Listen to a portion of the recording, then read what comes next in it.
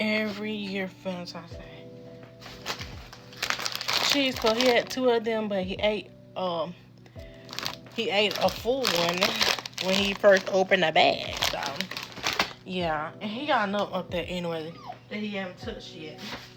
And he got a card also, LJ. And